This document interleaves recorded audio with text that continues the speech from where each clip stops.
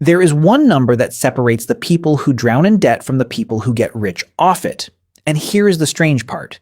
It is not the size of the loan, it is not the interest rate. Two people can take out the exact same loan at the exact same rate on the exact same day, and one of them ends up buried while the other ends up richer than when they started.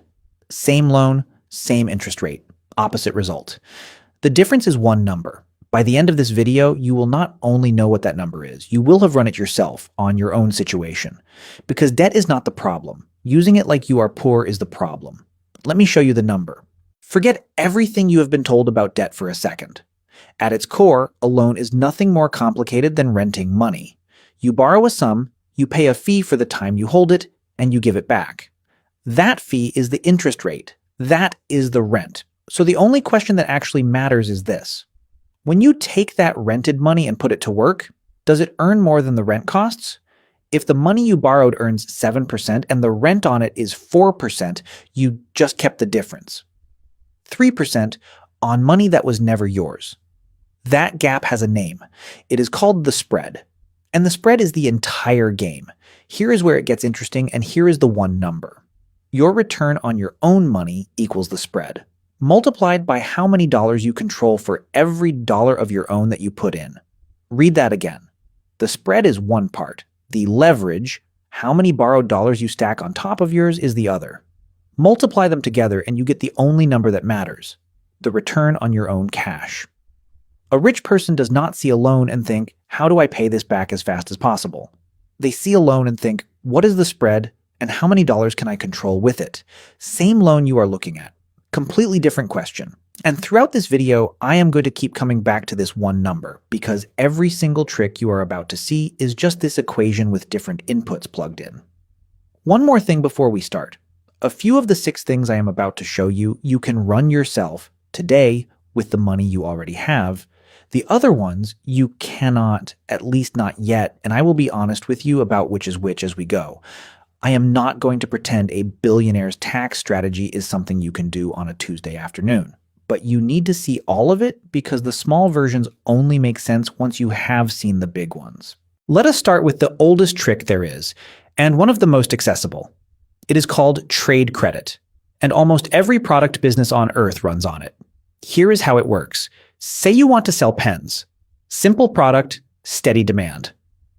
The textbook version is that you fly to a factory, you buy a container of pens with your own cash, you ship them, and you sell them. But that is the poor man's version because your own money is tied up in a pile of pens for months. The rich version is that you never pay for the pens up front. Manufacturers, especially overseas, will hand you the product on terms. Net 30, net 60, net 90. That means you get the pens now and you pay for them in 30, 60, or 90 days. They are lending you the product. They are your bank, and the product is the loan.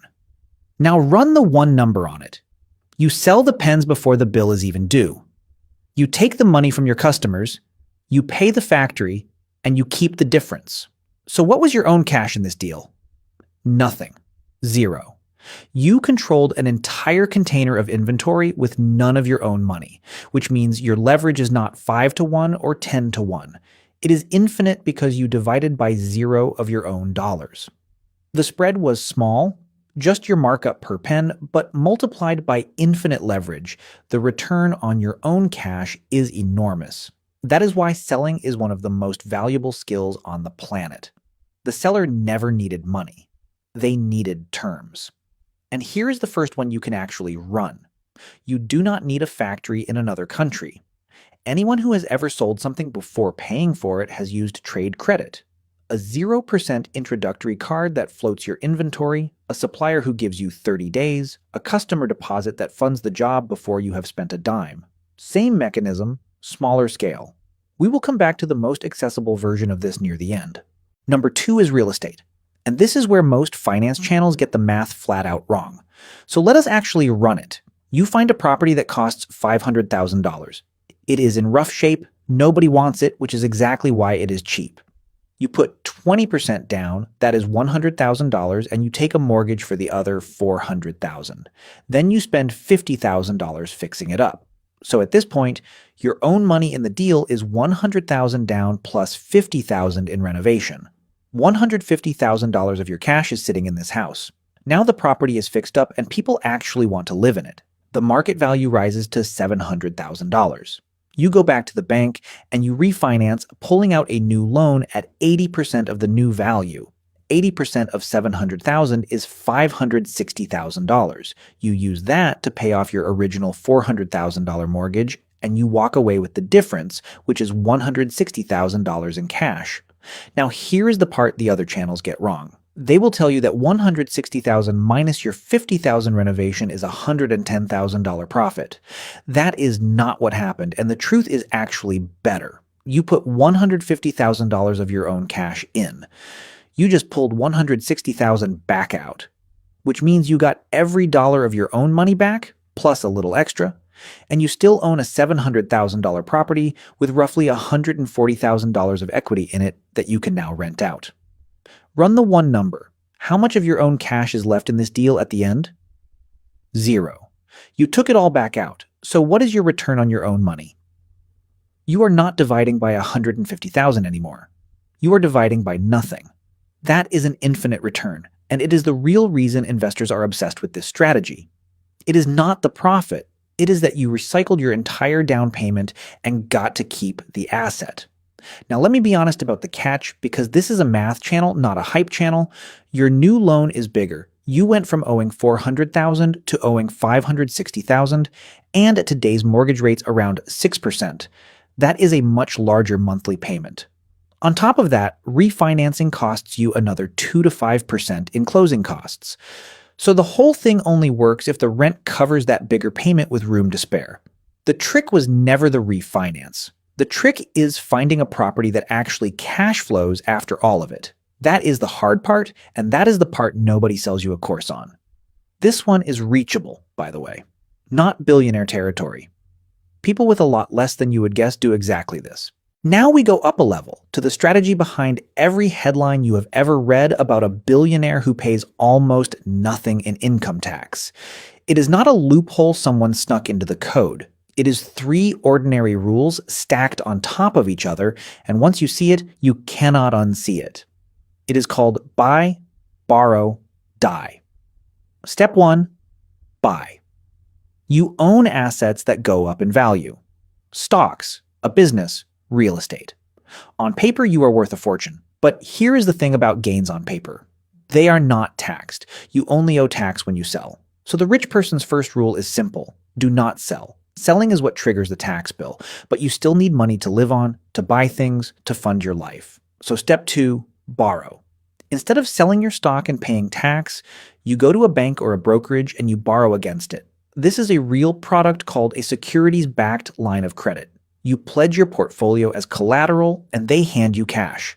And right now, the interest rate on these runs about 5.5% to 6.5%, with the lowest rates going to the biggest portfolios. Think about that against the one number. Your assets are growing around 7%. The loan against them costs around 6%. The spread is still positive, and you never sold a thing, so you never paid a dime of capital gains tax. And how much would that tax have been? If you had sold, the long-term capital gains rate climbs as high as 23.8% once you include the investment income surtax. So borrowing at 6% to avoid handing over almost 24% is not just convenient. It is the entire point. You are renting money for 6 to avoid a tax of 24. Then comes step 3, and this is the cold one: die. Under current law, when you pass away, your heirs inherit your assets at what is called a stepped-up basis. That means the gains you spent a lifetime never paying tax on are simply erased. The slate is wiped clean at market value. Your kids inherit the stock, the loan gets paid off from the estate, and the lifetime of growth that was never taxed never gets taxed. Ever. The government estimates this one rule costs about $41 billion a year in uncollected tax. And before you assume the estate just gets taxed instead, in 2026, the estate tax exemption is $15 million per person, $30 million for a married couple. So for almost everyone using this strategy, that final step is clean too. Buy, never sell. Borrow, live tax-free. Die. and the gains vanish. That is the machine. I am going to be straight with you. This one is not for you. Not today. You need a serious pile of appreciated assets before a bank writes you that line of credit.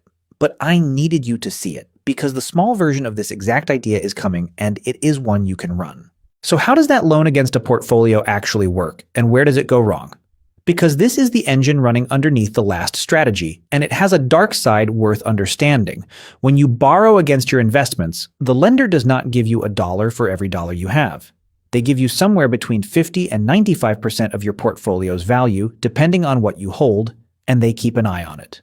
Because here is the risk. If the market drops and your collateral loses value, the lender can demand that you put up more cash or more stock immediately, or they sell your assets out from under you to cover the loan. That is called a margin call, and it is the thing that turns leverage from a tool into a trap.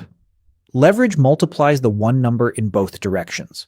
A positive spread gets multiplied into a fortune, a negative one gets multiplied into a disaster. And there is a version of this that is almost pure disaster, so let me show you the guardrail. It is called short selling, and it is borrowing in reverse. Instead of borrowing money, you borrow a share of stock, sell it immediately, and hope the price falls so you can buy it back cheaper and pocket the difference. When it works, you make money on a company going down. But here is why I am not giving it its own segment. When you buy a stock, the worst that can happen is it goes to zero, and you lose what you put in. When you short a stock, there is no ceiling. If the price keeps climbing, your losses keep climbing with no limit, and you still have to buy that share back at whatever it costs to return it. That is the version of debt that blows people up. Same equation, but the spread can go infinitely negative. I am showing it to you so you can recognize it and stay away from it. Now back down to earth to the most run-it-today trick in this entire video. This is the small-scale mirror of the very first one, the trade credit float. Except instead of a factory lending you pens, a credit card company is lending you cash at 0%. Right now, real balance transfer offers will give you 0% interest for 18 to 21 months. Some go to 24. There is usually a transfer fee of 3 to 5% upfront, and that fee is the only catch, so this is not technically free money. But run the one number on it. You are renting a chunk of money for around 3% total for nearly 2 years. If what you do with that money clears 3% over 2 years, which is a very low bar, you keep the spread. The honest, boring version of this trick is not some get-rich scheme. It is moving high-interest debt off a card charging you 24% and onto one charging you 0. The spread there is enormous because you are not earning 3%, you are erasing a 24% interest rate and paying 3% to do it. That is a guaranteed return that almost no investment can match. This is the one I want you to actually understand, because it is the same exact mechanism the importer used. Borrow cheap, deploy it, keep the difference. The only thing separating you from the pen seller is the size of the number. Which brings us to the sixth one, and it is the one absolutely everybody watching can move starting today. Look back at the one number. The spread is what the money earns minus what the money costs. Most people obsess over the earning side. The rich obsess over the cost side, because your interest rate is a number you can negotiate down, and every point you knock off the cost goes straight into the spread. This is leverage on top of leverage. Your credit score is the single biggest lever on what your money costs. The national average score right now is 715. The difference between a fair score and an excellent one can be several percentage points on every loan you ever take for the rest of your life. On a mortgage, on a car, on that business line of credit, those points compound into tens or hundreds of thousands of dollars. The rich do not have access to some secret bank. They have access to cheaper money because they made themselves cheap to lend to. Everyone here can move this number, and unlike picking the right stock, improving it is almost entirely in your control. So let us collect what we have. I told you a few of these you could run yourself, and I pointed them out as we went. Here they are together, and here is how you run the one number on your own life right now. Start with the cost side, because it is the fastest win, and it costs you nothing. Pull your credit score this week, and find out what your money costs today. Every point you raise, it lowers the rent on every dollar you will ever borrow. That is Mechanism 6, and it is pure upside. Then look at the most powerful accessible move, the 0% arbitrage. If you are carrying a balance at a high interest rate right now, you are on the wrong side of the one number. You are the factory lending to the credit card company at 24%. Flip it. Move that balance to a 0% offer, pay a 3% fee instead of a 24% rate, and you have just turned a negative spread into a positive one. That is not theory. You could do that today. And the float the trade credit idea applies to anyone who sells anything or runs anything. Get paid before you have to pay. Take the deposit before you buy the materials. Use the 30 days the supplier gives you. Every time you do, your own cash in the deal drops, and the one number climbs, because you are dividing by less and less of your own money. Now run it. For every dollar of your own that you put into something, how many dollars are you actually controlling, and does what they earn beat what they cost? That is the number. The billionaire with the line of credit and you with a balance transfer are doing the same arithmetic. The only thing that changes is the size and the direction you point it. So here is the whole video in one line. The one number to keep. Debt is just rented money.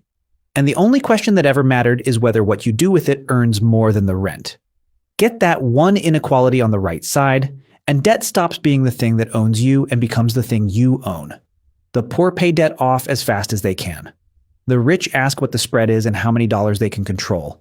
Same loans, same rates, one number, and now you know it. If this changed the way you look at the loans in your own life, that is the whole point of this channel. We run the numbers so you do not have to take anyone's word for it. Subscribe, and next time I will show you the version of this you can actually scale step by step. I will see you then.